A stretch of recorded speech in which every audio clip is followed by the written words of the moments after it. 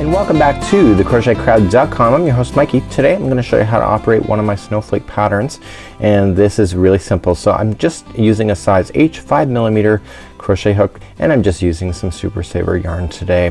What we're going to be doing is just creating a slip knot like so, and this is a really simple pattern, and we're just going to put it on the hook and we are going to chain 4. Remember that the one on the hook never counts as one. So 1, 2, 3 and 4, and let's join it with the slip stitch with the beginning chain like so to create the center ring, and let's pull through and now we have a ring just like so. Now what we're going to do is our snowflake has 6 points, so we're going to start off and we're going to chain 3. Remember that in the rules of crochet that the chaining of 3 to start with counts as a double crochet for the most part. So now we're going to double crochet back into the center of that ring once again, one just like so, and now we're going to chain 3. So 1, 2 and 3, and let's come back into the center of that ring for 2 more double crochets. So we're essentially creating two like groups of 2 for double crochets being together, and then once we have those 2 done, let's chain 3. Got it? And let's double crochet 2 more times back into the ring, and now we're halfway around.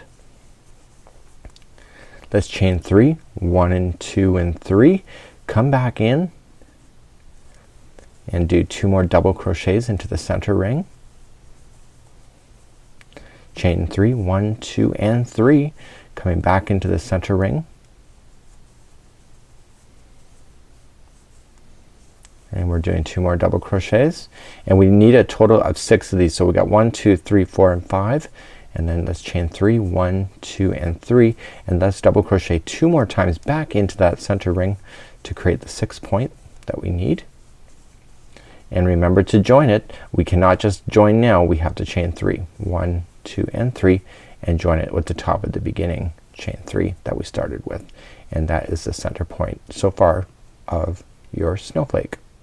Let's create the next let's begin the next round. We need to slip stitch over to the next gapping space right here. So we're just going to slip stitch on top of the next double crochet that you can find, and then just slip stitch right into that gapping space so that we can start there. So where we started has to be in the gap. Now we're going to chain 3, 1, 2 and 3, and we're gonna double crochet 3 more times back into this gapping space just like so. Now we're going to chain 1 only and jump to the next gapping space, and we're gonna double crochet 4 times, and the 4 times is what we need. When we started that first one, we needed to do that chaining 3 to begin, but remember those chaining of 3 counts as a double crochet, so that's why it's like that. Once you get your 4 in there, just chain 1 and again double crochet 4 more times into the next gap, and so you're gonna have 6 gaps, therefore you'll have 6 of these going around. Once you get your 4 in, chain 1 and then double crochet back into the next gap that you can find. So the gapping makes it really easy. You don't really have to look for any stitches. The trick is where to begin when you're going for each round. Chain 1, and now let's do 4 more into the next one.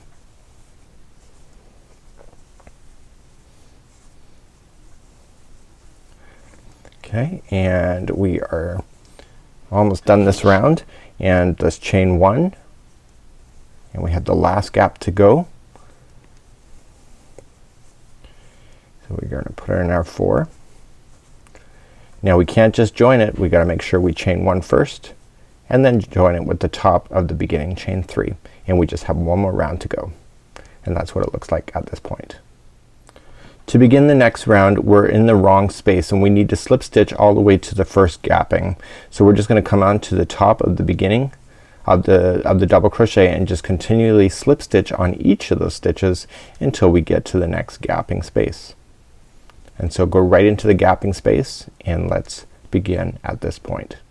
To begin, we're just gonna chain 5. So 1, 2, 3, 4 and 5, and then we're gonna slip stitch back into this gap. And then we're gonna chain 5 again.